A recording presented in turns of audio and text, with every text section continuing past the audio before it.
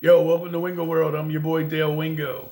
And if you're just getting back from working in Alaska and you're at home and you're chilling, you may want to claim or file a claim for unemployment insurance or unemployment. If you've never done that before, pay attention to this video because I'll give you some tips on how to go about doing it. Now, one of the first questions I usually get asked is, which state do I file under? Largely because you're living in a different state. Second is because the company, even though you worked in Alaska, the company has their headquarters in Washington State. So some people think you should file in Washington, and other people think, well, I worked in Alaska, I'm going to file in Alaska. The easiest way to decide which state you're going to file your claim is you look at your pay stub, and your pay stub will tell you, see the check mark that I have? It says AK SUI tax. That's Alaska State Unemployment Insurance Tax. That's how you know that's the state you need to apply for. So if you have a question, who do I apply? Which state do I apply under? Check your pay stub to see who you're paying the unemployment insurance tax to, and then you contact that state to file your unemployment. Now, Alaska goes back a year from the date that you filed. They take your highest 2 quarters or highest 6 months to calculate how much you're going to get paid. And you have to gross at least $2,500 over that 6 months to be eligible for unemployment insurance. The lowest they pay is like $68, $70 a week. You can either get paid every week or you can get paid bi-weekly. That's up to you as well. $68 to $70 a week isn't a lot. I'd find a side job until you found another job, but that's up to you. Any money is good money. When you first get home, you don't want to spend your principal that you just busted your butt working on, and that's got to go to bills. If you need gas money, then unemployment insurance might be able to help you out. Might be a good thing. I can't judge you on that. Everybody's situation is different. Now, when you speak to them over the phone, if you call them to file your claim, they'll let you know right away, basically, how much your claim is going to be, even though they still have to process it. If you contact them, if you open your claim online, you'll get a letter in the mail, and then somebody will call you later on that week to discuss your claim and let you know how much you're going to get. Now, if you worked in another state within the year that they're calculating, they can already see that based on your social security number. So they're going to ask you, do you want us to contact the other state, or do you yourself want to contact the other state to open your claim there? And that's up to you whether you want Alaska to contact the other state. All they have to do is push a button on the computer that says request financial earnings over this certain date, and that state will send it to them. But if you want to do it separately, you want to open 2 separate claims, you can do that as well. When you hang up with Alaska, you can contact the other states that you've worked in the past year to let them know that you're filing for unemployment as well. Now,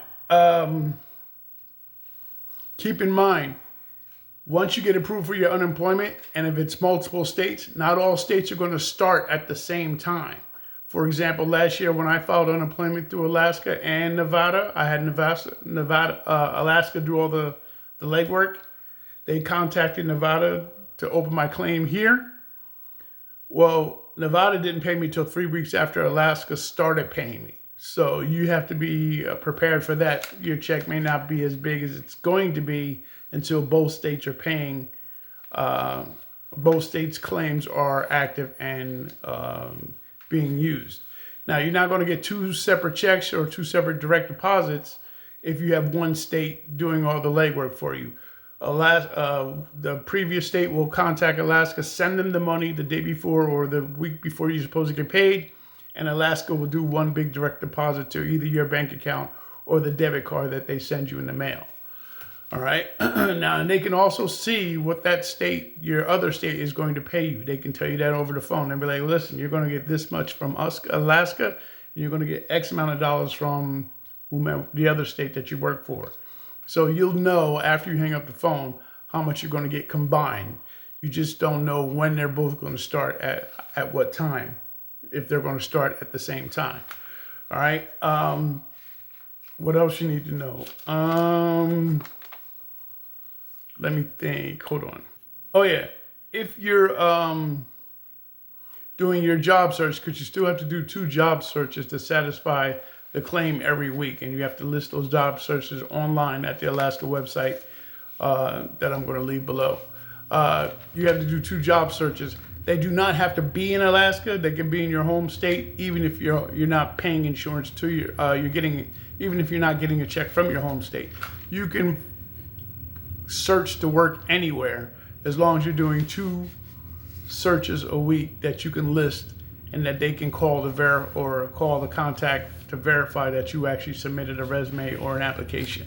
So it doesn't have to be in Alaska, as long as you're doing a search and they have a way of contacting those people, that company, to see if you actually submitted an application. All right. So this also is the same for any vocational training that you may get. You don't have to be in Alaska to get the vocational training. If you're on unemployment in both of your states or even in Alaska, you can go to your home state and be like, listen, I'm collecting unemployment.